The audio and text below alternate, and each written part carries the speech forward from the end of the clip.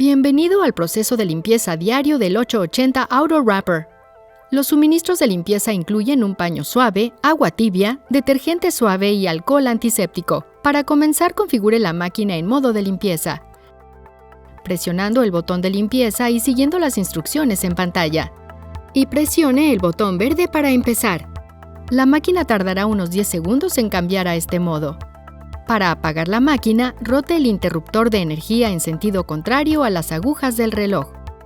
Comience por levantar la cubierta frontal azul de modo que pueda acceder fácilmente a las áreas de limpieza diarias.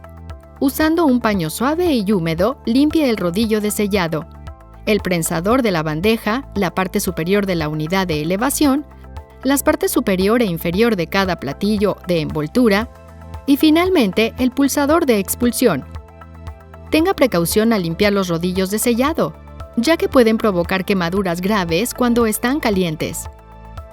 Para limpiar el área de alimentación, retire la unidad al aflojar las dos perillas de cada lado y extráigala. Quite y limpie la bandeja de alimentación azul con agua y jabón. No utilice blanqueador ni productos químicos que puedan provocar decoloración. Con un paño húmedo, limpie el área de alimentación.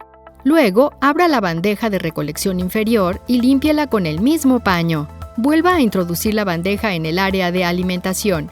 Empuje la unidad hacia adentro y ajuste las dos perillas. A continuación, use un paño para limpiar la parrilla y el teclado y limpie la cubierta frontal azul. Para finalizar, limpie el lente de la cámara, la apertura del sensor y la cinta de transferencia del paquete.